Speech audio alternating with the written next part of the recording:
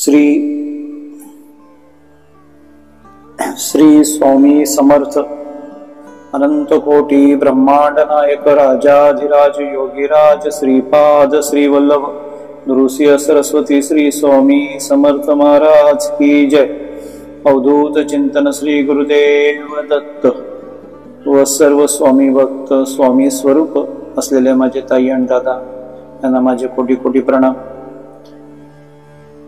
आजचा निरूपणाचा विषय तोच भक्ती। काल आपण त्या विषयावरती बोलत होतो की भक्ती जी आहे ती कशा पद्धतीने केली जाते। त्या एका भक्ताचं उदाहरण दिलं, त्याने 30 वर्ष परमेश्वराला शोधत राहिला आणि ज्या दिवशी त्याला कळलं की परमेश्वर आतून माझा शोध घेत आहे त्यावेळी त्याला परमेश्वराचा साक्षात्कार झाला। म्हणजे आपण समर्पण केल्यानंतर परमेश्वर आपल्याला दर्शन देतो।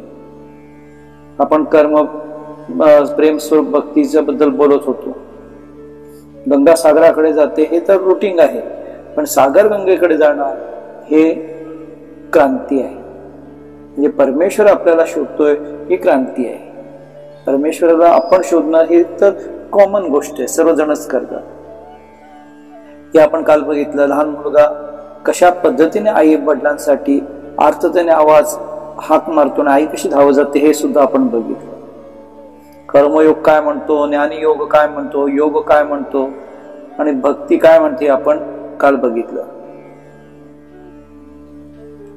प्रयत्न केल्याने मिळतं हे पण आपण बघितलं। आता आपण आलो तो नारद मुनींची ची गोष्ट मी तुम्हाला सांगणार होतो, म्हणजे ती त्यांच्याबद्दल सांगणार होतो। नारद मुनी म्हणतात कर्म ज्ञान आणि योग, बघा कर्म ज्ञान आणि योग यांच्यापेक्षा सर्वश्रेष्ठ काय आहे तर प्रेमरूपा भक्ती। काय आहे? प्रेमरूपा भक्ती। साधं उदाहरण, ऋषी मुनी परमेश्वराचं दर्शन घेण्यासाठी हिमालयात जायचे, जंगलात जायचे, तपश्चर्या करायचे, शरीराला त्रास द्यायचे। तेव्हा काही वर्ष केल्यानंतर त्यांना परमेश्वराचं दर्शन व्हायचं आणि तेच शबरी परमेश्वराची वाट बघत बसली, परमेश्वर आले, तिच्या उष्टी बोरं सुद्धा खाऊन घेतली। म्हणजे प्रेमरूपा भक्ती जी आहे ही कर्म ज्ञान आणि योग पेक्षा सर्वश्रेष्ठ आहे। आणि या भक्तीचा मुकाबला कोणीच करू शकत नाही। बरं, भक्ती जी आहे मला काहीतरी करावं लागतं, मला काहीतरी केलं पाहिजे, मी अमुक केलं, मी तमुक केलं, हे जेव्हा वाटायला म्हणतो तेव्हा ती भक्ती होत नाही। ती भक्ती होत नाही।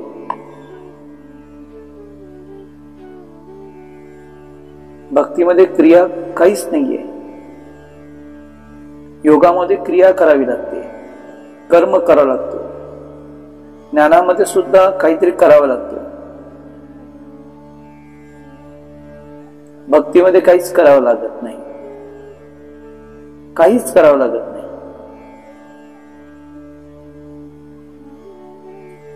भक्ती असं बघितलं तर ती दिसत पण नाही, ती अदृश्य आहे।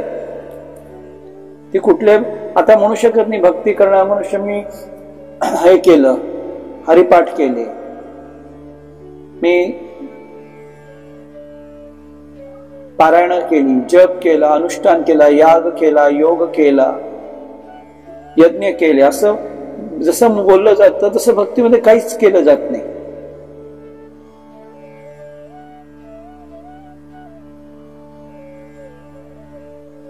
भक्ती म्हणजे काय? आपल्या कृत्याचा बोध होणं, आपल्या कृत्याचा पश्चाताप होणं म्हणजे भक्ती। जेव्हा आपल्याला पश्चाताप होतो आपल्या कृत्याचा की आजपर्यंत मी माझं माझं माझं माझं करत राहिलो, मी केलं, मला दर्शन दिलं, मला हे केलं, मला ते केलं,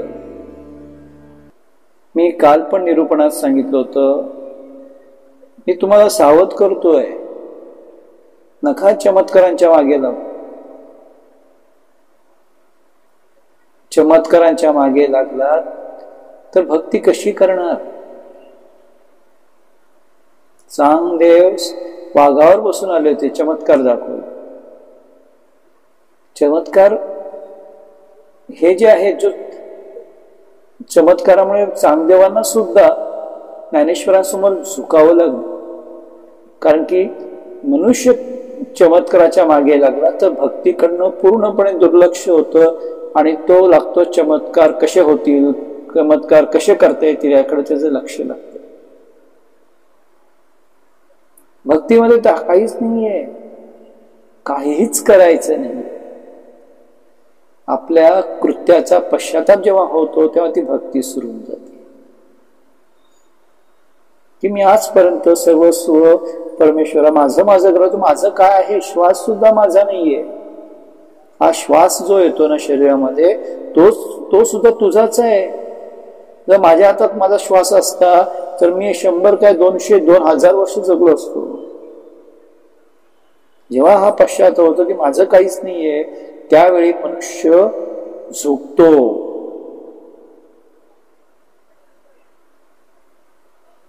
मी असं नाही म्हणत तुम्ही झुका, आपोआप मनुष्य झुकला जातो, नम्र होत. झुकणं म्हणजे नम्रता, नम्रता येते.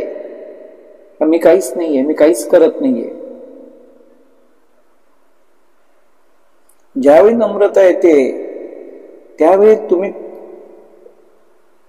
बघा, अहंकारी मनुष्य असा ताट उभा असतो, कडक उभा असतो. मी केला, मला माझं आहे, माझं सर्व आहे.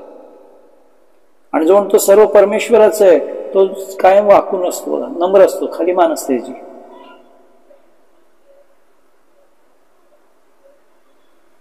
आणि जेव्हा आपल्याला कळतं की माझं काही नाही, परमेश्वराचं आहे, तर आपल्याला सर्व ठिकाणी काय दिसायला लागतं?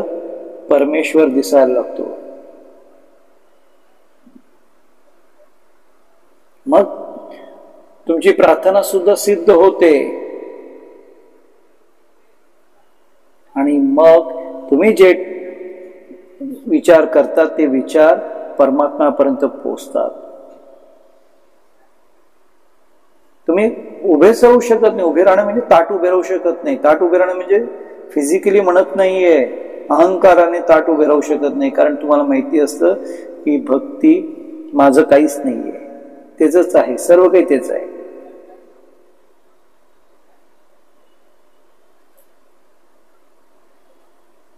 आणि मग तुम्ही जे काही क्रिया कराल, जे काही कराल ते तुमचा काय होणार आहे? योग होणार आहे.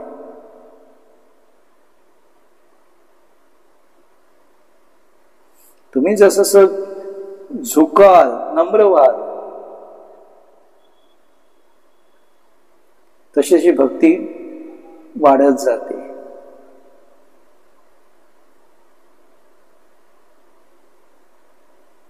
भाषामध्ये अडचणी येतात, भक्तीमध्ये अडचणी नाहीये. न बोलता सुद्धा भक्ती करता येते. भक्ती हे मग आपोआप कर्म बनून जातं, रोज नित्य कर्म बनून जातं. म्हणून भक्ती जी आहे ही परमश्रेष्ठता आहे. आणि ती भक्ती फलरूपा आहे. काय फलरूपा? फळ मिळतं त्या भक्तीचं. हे वैज्ञानिक सूत्र आहे, फार मोठं वैज्ञानिक सूत्र आहे. कारण आपण जे पेरतोय ना तेच उगवतं. हा निसर्गाचा नियम. पाणी काय बनतं? गरम केलं तर त्याची वाफ होते, बरोबर? तशा 100 डिग्री पर्यंत पाणी गेलं, वाफ बनली, बरं? पाण्याची अपेक्षा असते का मला वाफ बनायची? नाही. त्याला गरम केलं म्हणून त्याची वाफ झाली. त्याच पाण्याला आपण फ्रीजर मध्ये ठेवलं, त्याचा बर्फ बनून जातो. तो काय विचार करतो का मला बर्फ फ्रीजर मध्ये ठेवलं, माझा बर्फ झाला? नाही. पाणी काय स्वतः काही करतोय का? पाणी स्वतः काही करतच नाहीये. आपण त्या जागेवर ठेवलं ती वाफ झाली, फ्रीजर मध्ये ठेवलं पाणी बर्फ झाला. बरं, म्हणजे सांगायचं हेतू मला की करणारा कोणीतरी आहे आणि करता कोणीतरी, आणि आपण करत राहतो. त्या कर्त्याप्रमाणे आपण कठपुतलीप्रमाणे वागत असतो. जेव्हा कारण उपस्थित होतं तेव्हा कार्य होतं. लक्षात ठेवा, कारण असतं तिथे कार्य असतंच. बीला तुम्ही जमिनीत पेरलं तर अंकुर निघणारच.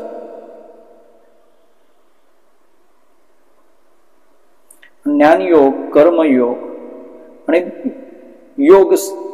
योग हे काय म्हणतात?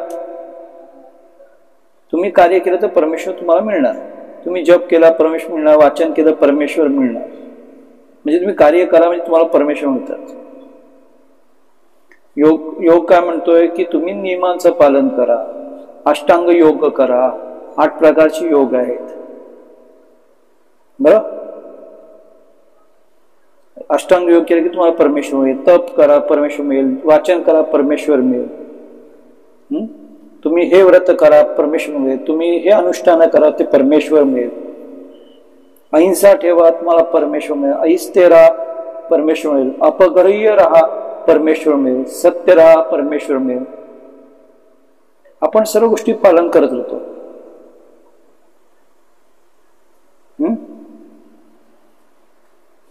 मग ज्याप्रमाणे बी आपण पेरलं, त्याला पाणी घातलं, सूर्यप्रकाश मिळाला, त्याला तो अंकुर निघणार. तो परमात्माचं फळ आहे. म्हणजे तिथे कृत्य, इथे काय आहे? कृत्य ज्ञान आहे, कर्मयोग आहे. बरोबर, आपण काहीतरी करतो आणि तिथून परमेश्वराची उत्पत्ती होते. भक्त तसा विचार करतो का? भक्त तसा विचार करतच नाही. तो काय म्हणतो? परमात्मा स्वतंत्र आहे, तो कोणाच्याही बंधनात अडकलेला नाही. तुम्ही अष्टांग योगच केला म्हणजे परमेश्वर मिळेल असं काही आहे का? नाही. तुम्ही व्रत वैकल्य केले म्हणून परमेश्वर मिळेल का? नाही. अनुष्ठान केले म्हणून परमेश्वर मिळणार आहे का? नाही. हे कोण म्हणतं? भक्त म्हणतोय. परमेश्वर कुठल्याही बंधनाने अडकलेला नाही. बरोबर, त्यामुळे परमात्मा आणि ज्ञान, कर्म आणि योग यांचा परमेश्वराशी संबंध नाही येत. कारण परमेश्वर असं भक्त म्हणतोय. लक्षात घ्या, कारण परमात्मा जो आहे प्रत्येक कणाकणामुळे विश्वव्याप्त झालेला आहे. परमात्माचा अर्थ होतो समग्र. परमात्माचा अर्थ होतो समग्र, सगळं, सर्व गोष्टींचं तो कारण आहे. तो सगळ्या गोष्टींचा आधार आहे. आणि तो सगळ्या गोष्टींचा आधार सुद्धा नाही आणि तो सगळ्या गोष्टींचा निराधार सुद्धा आहे. म्हणजे तो असून नसल्यासारखा पण आहे, नसून असल्यासारखा सुद्धा आहे. हे परमेश्वराचं आहे. आता मला सांगा, तुम्हाला तो कन्फ्युज होईल. तुम्ही म्हणा असं कसं दादा बोलतायत, असून सुद्धा नसल्यासारखं आहे, नसून सुद्धा असल्यासारखं आहे, कसं काय? आता मला सांगा, एक छोटस आंब्याची कोय किंवा एक छोटं कुठल्या वृक्षाचं बी घेतलं, त्या बी मध्ये वृक्ष आहे तुम्हाला दिसतं का? अगोदर छोटीशी कोय असते, तिच्यामध्ये रोप आहे, तिच्यामध्ये वृक्ष आहे, हे आपल्याला दिसतं का?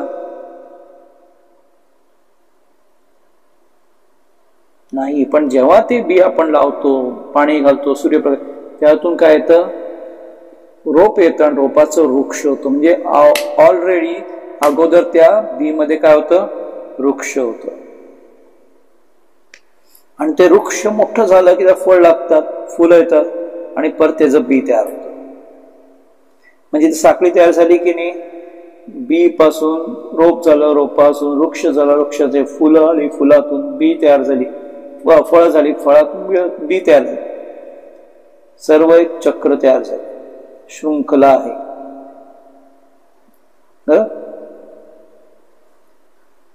आणि ह्या शृंखलेलाच काय म्हणतात? परमात्मा. बरोबर, या शृंखलेलाच काय म्हणतात, परमात्मा. एकदा काय झालं, नारद मुनी असंच फिरत फिरत फिरत पृथ्वीवरनं चालले होते. नारायण नारायण नारायण नारायण. तर त्यांना एक शेतामध्ये एक शेतकरी सकाळी हात जोडून उभा होता, परमेश्वराचं नामस्मरण केलं, हात जोडले, नाव घेतलं आणि त्यानंतर त्यांनी दिवाबत्ती केली आणि तो आपल्या शेतीतल्या कामाला लागला. दुपारी जेव्हा हातपाय धुतले, परत ते देवाचं नाव घेतलं, परत कामाला लागला. संध्याकाळ झाली, हातपाय ते देवाचं नाव घेतलं, दिवा लावला आणि तो जेवला आणि झोपी गेला. हे नारद मुनींनी ते दिवसक्रम बघितला. हे बघितल्यानंतर त्याला हसू आलं की काय लोक आहेत, भक्ती अजिबात करत नाहीत, परमेश्वराचं काहीच करत नाहीत. बघा मी किती श्रेष्ठ आहे, मी सतत नामस्मरण करतोय.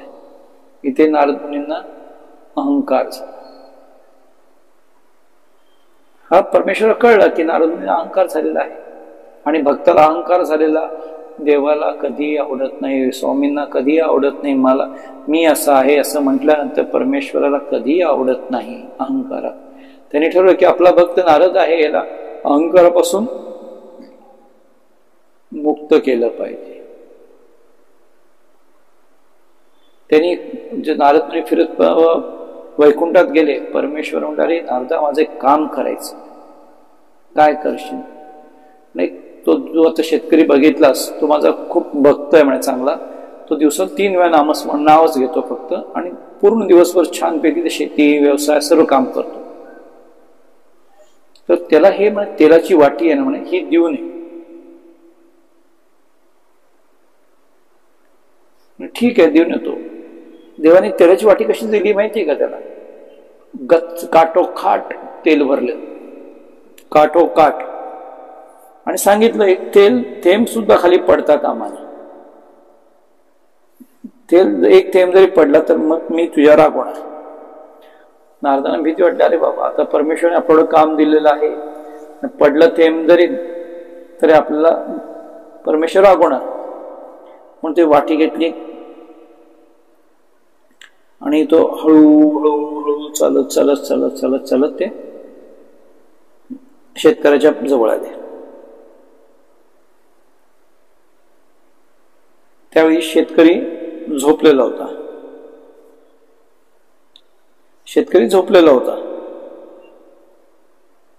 आणि झोपलेला शेतकरी जो होता तिथून आजूबाजून नामस्मरण आवाज येत होता. मग यांनी ती वाटी हळूच ठेवली न सांडता आणि शोधायला सुरुवात केली, कुठून आवाज येतोय, कुठून आवाज येतोय, कुठून आवाज येतोय. त्यांना असं दिसलं की तो शेतकऱ्याच्या जवळ आवाज येतोय, म्हणून त्या जवळ गेले. त्याने हळूच कान लावला, त्याच्या शरीरातून रोमातून आवाज येत होता, पांडुरंग पांडुरंग पांडुरंग असा आवाज येतोय. अरे बापरे, त्याने म्हटलं ह्याच्या अंगाला रोमातून आवाज येतोय. त्याने वाटेल परत तडक ते परमेश्वराकडे गेले. म्हणे अरे पांडुरंगा, ते तू सांगितल्याप्रमाणे मी दिली वाटी, जिथे गेला तो वेगळं दिसलं. तो मनुष्य फक्त 3 वेळा नामस्मरण करताना मला दिसला दिवसभरात, पण झोपल्याच्या अंगातून रोमातून आवाज येत होता. ते कसं काय? नारदांना त्याने विचारलं, पांडुरंगाने, कृष्णाने, अरे बाबा तू जेव्हा तेल घेऊन त्या शेतकऱ्याकडे चालला होता त्यावेळी तुझ्या मुखात नारायण नारायण नारायण असं होतं का रे? ते म्हणजे नाही. का बरं नव्हतं?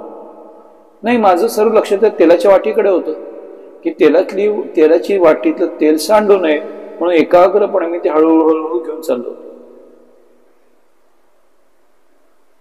मग तू ते पोचल्यापर्यंत, तिथपर्यंत पोहोचेपर्यंत माझं लक्षच नव्हतं, त्या वाटीवरच माझं लक्ष होतं.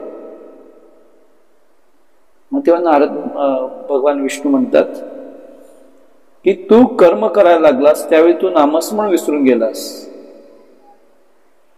का, तर त्याला तेल सांडेल म्हणून. पण तो मनुष्य दिवसात 3 वेळा तुला दिसला फक्त नामस्मरण करताना, पण काम करताना सुद्धा त्याचं हृदय माझं नामस्मरण करत होता, आणि म्हणून तो तुझ्यापेक्षा मला श्रेष्ठ आहे. या गोष्टीचा बोध आपण काय घ्यायचा आहे की कर्म, आपली नित्यकर्म जी आहेत ती सोडून याग, यज्ञ, हवन, अनुष्ठान करून परमेश्वर सापडणार नाहीये. तुम्ही तुमची नित्यकर्म करता करता मनातून त्याचं स्मरण करा, आठवण करा. किंवा पांडुरंग बघतोय, स्वामी बघतायत माझ्याकडे, दत्तात्रय बघतायत माझ्याकडे. जेव्हा असं ठरवाल त्यावेळी तुमच्याकडे चुकाच होणार नाहीत. जेव्हा तुम्ही झोपाल तेव्हा तुमच्या रोमारोमातून नामस्मरण येईल. मग तुम्हाला चमत्कार हे काहीच वाटणार नाहीत. असे अनंत चमत्कार तुमच्याकडनं होतील, पण तुम्ही त्याकडे लक्ष देणार नाही. चमत्कार कधी होतात? ज्यावेळी तुम्हाला परमेश्वराची इच्छा असते की तुम्हाला नामस्मरणापासून दूर करायचं आहे, तुम्हाला भक्तीपासून दूर करायचं आहे, त्यावेळी माया काय करते? माणसाला भ्रमित करते, मोहित करते, आणि अशी चमत्कार करते की तुम्ही काय करता? त्या चमत्कारामध्ये अडकून जाता. अरे बापरे, चमत्कार झाला, म्हणजे तुम्ही डायव्हर्ट झाला, परमेश्वरापासून दूर गेलात. तुमचं लक्ष कुठे गेलं? चमत्कारांकडे गेलं.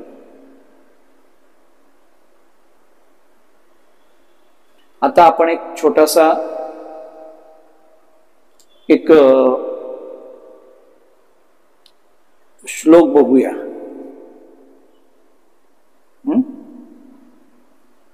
किंवा मी एक हे हा चला श्लोकच बघूया आपण. खेळायचं आपल्याला सर्वांनी, प्रत्येकाने हे तयार राहायचं. असं नाही म्हणजे आपण आता मी कसं खेळायचं, माझं वय आहे का, असा खेळ म्हणजे असा तो नाहीये. मी जे बोलणार आहे 4 ओळी त्यामध्ये अ किती वेळा आला, अ शब्द किती वेळा आला हे तुम्ही मला सांगायचं आहे. रेडी? मेघाताई आवाज येतोय? हॅलो,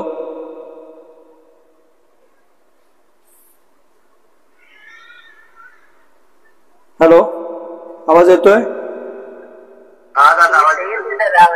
हो, चला आता खेळ सुरू करायचा. मी वाचतो, त्यामध्ये अ किती वेळा येतो ते मी सांगायचंय मला. किंवा स सरस अ नको, स घेऊ. हे स्वामी समर्थ, सर्वांना चांगली बुद्धी दे, आरोग्य दे, सर्वांना सुखात, आनंदात, ऐश्वर्यात ठेव, सर्वांचं भलं कर, कल्याण कर, रक्षण कर, तुझे गोड नाम मुखात अखंड राहू दे. ज्या पालकांनी आमचे पालन पोषण केले, आमचे रक्षण केले, त्या पालकांचे आभारी आहोत. आता हा मी एक बोललो, ही का आपली प्रार्थना. ह्याच्यात स किती वेळा आलाय कोण सांगेल? 4 वेळा. हा, बस मला तेच ऐकायचं होतं. आता मी माईक म्यूट करतोय. की ज्यावेळी मी हे परिच्छेद वाचत होतो किंवा मी जो प्रार्थना वाचत होतो त्यावेळी तुमचं लक्ष कुठे होतं? त्या स कडे होतं. कुठे होतं? बरोबर ना? स कडे तुमचं लक्ष होतं, बरोबर? तर आपण जेव्हा भक्ती करतो, हॅलो, आवाज येतोय ना? हा, मी विचारलं की आपण जेव्हा मी वाचलं त्यावेळी तुमचं लक्ष कुठं होतं? स किती येतात ते बघत होतात, बरोबर? बरोबर आहे. हा, मग आपण जेव्हा एखादी भक्ती करतो, त्या माळा करतो, बरोबर, त्यावेळी आपण काय करतो? आपण श्री स्वामी समर्थ, श्री स्वामी समर्थ, श्री स्वामी समर्थ, श्री स्वामी समर्थ, श्री स्वामी. कुठे लक्ष असतं त्यावेळी? माळेच्या मण्यांकडे असतं. का? तर किती झाले पाहिजेत? 108. मग कुठे ते आपला स्पर्श झाला, मेरुमणीचा स्पर्श झाला, की म्हणतो अरे हा एक माळ झाली, परत उलटी फिरवतो, परत श्री स्वामी समर्थ, श्री स्वामी समर्थ, परत मेरुमणीचा स्पर्श झाला की हा एक माळ झाली. म्हणजे आपलं तोंडातून फक्त ध्वनी निघत असतो आणि लक्ष कुठं असतं, त्या मोजण्याकडे असतं. कळलं का? त्या मण्यांकडे असतं की मी एवढे दिले, माझी आज 2 माळा झाल्या, 3 माळा झाल्या. म्हणजे आपलं लक्ष परमेश्वराच्या नामस्मरणापेक्षा त्या काउंटकडे जास्त असतं. मग एवढ्या माळा केल्यानंतर तुम्हाला यश कसं मिळणार? तो परमेश्वर तुमच्या धावून कसा येणार? लक्ष कशात लागलेलं? त्या माळेच्या काउंटकडे लागलेलं, मोजण्यामध्ये लागलेलं. या गोष्टीतून तेच सांगितलं की तो नारद मुनी जेव्हा तेल घेऊन चालले होते, ते तेल सांडू नये म्हणून त्यांचं लक्ष त्या तेलाकडे होतं, म्हणून ते नामस्मरण करू शकले नाहीत. कारण का? तेल सांडू नये. आपलं पण तसंच असतं की जप चुकू नये, माळ चुकू नये, किती माळ झाले लक्षात राहावं म्हणून आपलं अर्ध लक्ष तिथे असतं. आणि त्यामुळे आपल्याला त्या भक्तीचा फायदा मिळत नाही. मग आपण म्हणतो मी एवढ्या माळा केल्या, एवढं जप केलं, तप केलं, अनुष्ठानं केली, मग मला का नाही मिळत परमेश्वर? परमेश्वराला भेटायचं असेल तर अंतःकरणापासून ओढ लागते. मला तुम्हाला गंमत सांगतो बघा, खूप छान अशी तुम्ही विचार केला की नाही माहित नाही मला.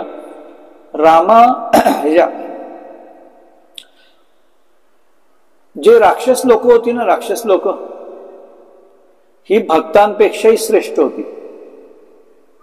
आश्चर्य वाटलं ना तुम्हाला? काय दादा म्हणतायत, राक्षस लोक कसे काय भक्तांपेक्षा श्रेष्ठ? जे भक्तांना परमेश्वराचं दर्शन घेण्यासाठी तप करावं लागायचं, अनुष्ठानं करावं लागायची, ती गोष्ट काही न करता राक्षसांना परमेश्वर दर्शन व्हायचं.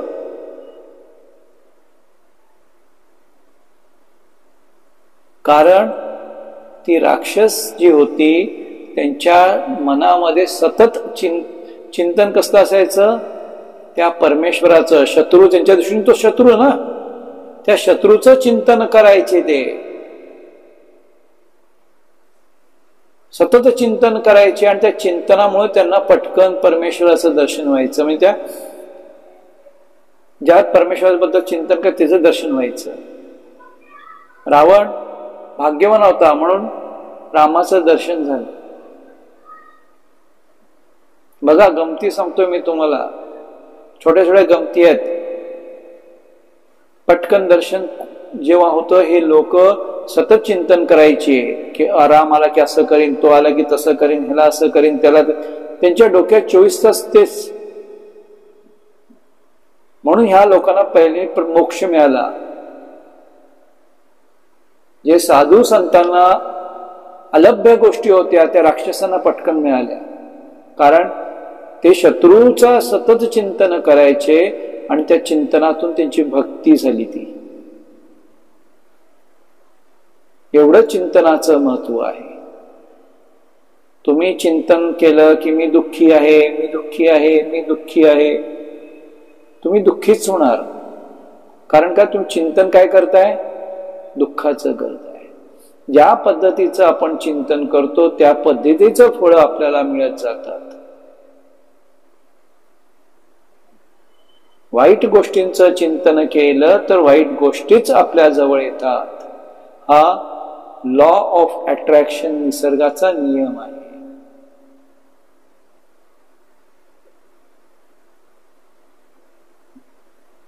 मग आपलं चिंतन जेव्हा आपण करत असतो त्यावेळी मला तो कर्मे फिरे मनवा फिरे दो दिसी, कर्मामध्ये माळा फिरत असते आणि मन भटकत असं कुठंतरी. मग त्या परमेश्वर आपल्याला कसा लाभणार? आणि आपण म्हणतो आम्ही भक्ती करतोय.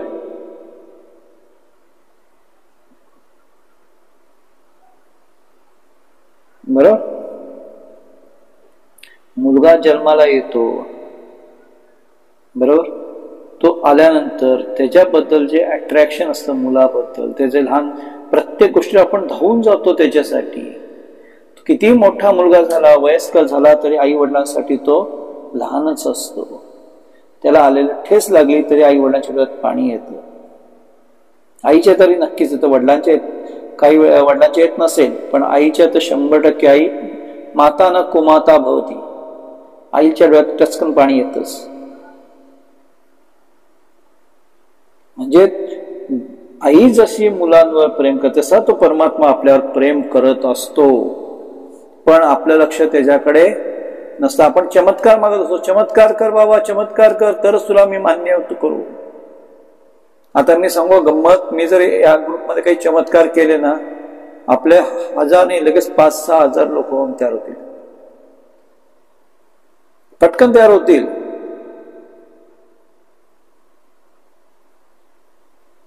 पण ती भक्ती राहील का? नाही राहणार. कारण आपला ध्येय काय आहे? परमेश्वराच्या सानिध्यात जायचंय, स्वामींच्या सानिध्यात जायचं आहे. तर आपल्याला त्याची ओढ सतत राहिली पाहिजे, त्याचा आवड आपल्याला निर्माण झाली पाहिजे.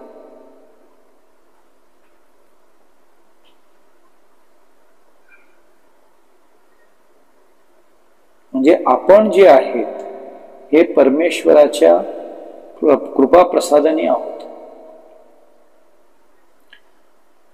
म्हणून भक्ती ही फलस्वरूप आहे. काय आहे? फलस्वरूप आहे. भक्तीमध्ये हे म्हणलं तर मी काही नाही, मी काही नाहीये.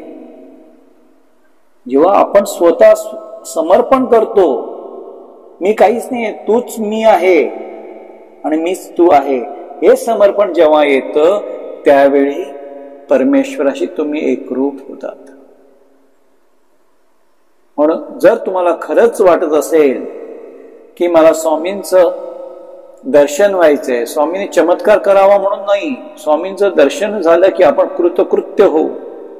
स्वामींचं मला दर्शन झालं पाहिजे, माझी आई मला दिसली पाहिजे, माझी आई मला भेटली पाहिजे, असं जर तुम्हाला वाटत असेल तर पहिल्यांदा आज समर्पण करा त्याच्याकडे. समर्पण कसलं करणार आहात? आपल्या मीपणाचं, अहंकाराचं समर्पण करा. मी समर्पित केला की तुमच्याकडनं जे कार्य होणार आहे हे निरपेक्ष कार्य होणार आहे. निरपेक्ष कार्य जेव्हा होतं ते परमेश्वर स्वरूप कार्य असतं. कसं असतं? परमेश्वर स्वरूप कार्य असतं.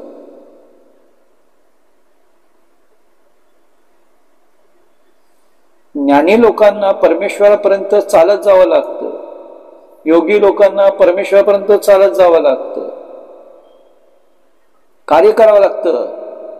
पण भक्त कार्य न करता तिथे पोचतो, आपोआप पोचतो. भक्त त्याजवळ लगेच पोचतो. आपल्या ज्ञानेश्वरांच्या ह्याच्यात उदाहरण तेच आहे. चांगदेव आणि ज्ञानेश्वर यांच्यामध्ये तेच आहे. चांगदेव सिद्ध पुरुष होते, शंकराचा अवतार मानले जायचे, पण ते कर्माधिष्ठित होते म्हणून पांडुरंगाचं दर्शन कधीच झालं नाही. पण ज्ञानेश्वरांनी हे भक्ती स्वरूप असल्या कारणाने ते परमेश्वराच्या जवळ गेले होते केव्हाच, त्यांना लगेच दर्शन त्याचं झालं. म्हणून म्हटलं परमेश्वरापर्यंत पोहोचायला भक्ताला चालायला धावावं लागत नाही, कार्य करावं लागत नाही, तो आपोआप त्याच्या जवळ पोहोचतो.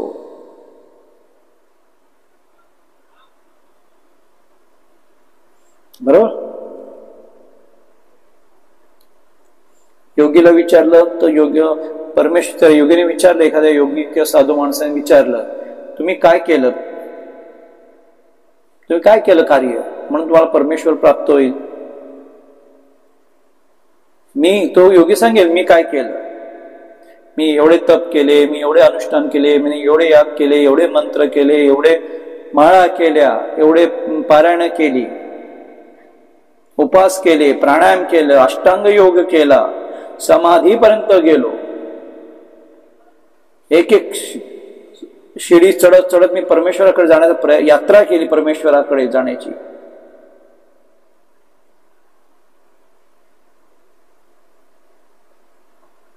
तुम्ही काय केलं परमेश्वराजवळ जाण्यासाठी, असं योग्याने जर भक्ताला विचारलं तर मीरेसारखा भक्त काय म्हणेल?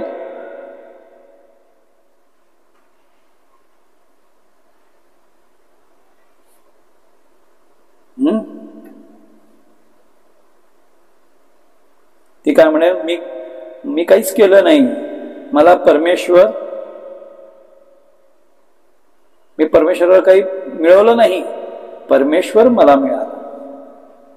मी परमेश्वराला मिळवलं नाही, परमेश्वर मला मिळाला.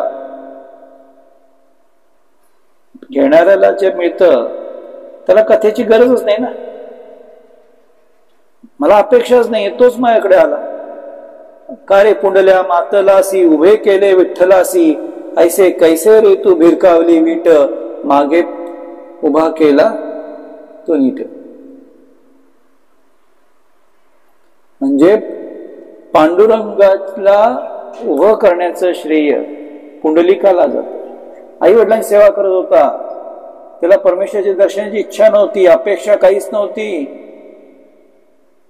पांडुरंग आले आणि म्हणाले की मी तुझं दर्शन करायला आलो, ये इकडे. तोंडा नाही, ठीक आहे, मग माझ्या आई वडिलांची सेवा करतो, तुला थांबायचं थांब.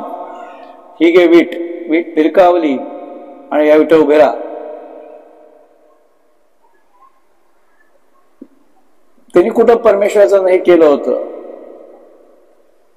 तो परमेश्वराकडे गेला नाही, परमेश्वर त्याच्याकडे आलेला आहे. ही भक्तीमध्ये भक्त परमेश्वराकडे जात नाही, परमेश्वर भक्ताकडे येतो. म्हणजे नदी समुद्राकडे जात नाही, समुद्र नदीकडे येतो. ही असते भक्ती. आणि ही भक्ती ज्यावेळी तुम्ही कराल त्यावेळी तुमची अवस्था ही स्वामी स्वरूप होऊन जाईल. आजचं निरूपण आपण इथे थांबूया, वेळ झालेली आहे. हात जोडून घ्यायचे आहेत, डोळे मिटायचे आहेत, पाठीचा कणा ताट ठेवायचा आहे. प्रार्थना करतो सर्वांसाठी. सर्वे भवन्तु सुखिनः, सर्वे सन्तु निरामया, सर्वे भद्राणि पश्यन्तु मा कश्चित् दुःख भागवते. आता विश्वात्मके देवे तेणे वाग्यज्ञ तोष व्हावे, तोषोनी मज द्यावे पसाय दान हे. जे खळांची व्यंकटी सांडो, तया सत्कर्मी रती वाढो. भूता परस्परे जडो मित्र जीवांचे, दुरितांचे तिमिर जावो. विश्व स्वधर्म सूर्य पाहो, जो जे वांछिले ते तोय लाहो प्राणी जात. हे स्वामी समर्था, सर्वांना बुद्धी दे, आरोग्य दे, सर्वांना सुखात आनंदात ऐश्वर्यात ठेव. सर्वांचं भलं कर, कल्याण कर, आनंद रक्षण कर. तुझे गोड नाम मुखात अखंड राहू दे. ज्या पालकांनी आमचे पालन पोषण केले, आमचे रक्षण केले, त्या पालकांचे आभारी आहोत. ज्यांच्या प्रेमाने आणि प्रेरणेने पुढे जात राहिलो त्या नातेवाईकांचे, मित्र परिवारांचे, शिक्षकांचे मंगल कर. त्या सर्वांना सुखी आणि सुरक्षित ठेव, सर्वांचे कल्याण कर. स्वामी आजवर सांभाळले, भविष्यातही सांभाळा. आतापर्यंत जपले, भविष्यातही जपा. आणि आतापर्यंत जसे दिले तसे देत राहा. जोपर्यंत हा श्वास आहे तोपर्यंत तू माझा आहेस, तुझा एकमेव आश्रय आहे. स्वामी दया कर, आम्हाला एकमेकांवर मनापासून प्रेम करण्यास मदत कर. अनेक गैरसमजांवर मात करण्यास आणि क्षमा करण्यास सक्षम बनव. माझ्या सर्व कुटुंबाला, मित्र परिवाराला, नातेवाईकांना सुखी, आरोग्यवान, आनंदी आणि भक्तिवान कर. आणि हा परिवारामध्ये, या ग्रुपमध्ये असलेले तुझे स्वामी स्वरूप भक्त जे आहेत त्यांच्या सर्वांच्या मनोकामना तू पूर्ण कर. त्यांना आरोग्य दे, त्यांना यश दे, त्यांना कीर्ती दे. आणि आमच्या सर्वांमधला मीपणा तू काढून घे. आणि निरपेक्ष भक्ती तुझी निरपेक्ष भक्ती तू करून घे. हीच तुझ्या चरणी प्रार्थना. अवधूत चिंतन श्री गुरुदेव दत्त. हात चोळून घ्यायचे आहेत, घासून घ्यायचे आहेत तळहात आणि शरीरावरनं फिरवायचे आहेत. आणि झोपताना स्वामींचे आभार मानायचे आहेत, सकाळी उठल्यावर आभार मानायचे आहेत. आणि आजचं आपण निरंपण इथे संपवतो आहोत. अनंत कोटी ब्रह्मांड नायक राजाधिराज योगीराज श्रीपाद श्रीवल्लभ ऋषी सरस्वती श्री स्वामी समर्थ महाराज की जय. आणि तुम्ही सर्व स्वामी स्वरूप भक्तांनी इथे वेळ काढून आलात, निरूपण ऐकलं, माझे काही चुकीचे बोल असतील ते सहन केले, ऐकलेत, त्याबद्दल खूप खूप धन्यवाद. आणि तुम्हाला स्वामी स्वरूप भक्तांना माझे कोटी प्रणाम.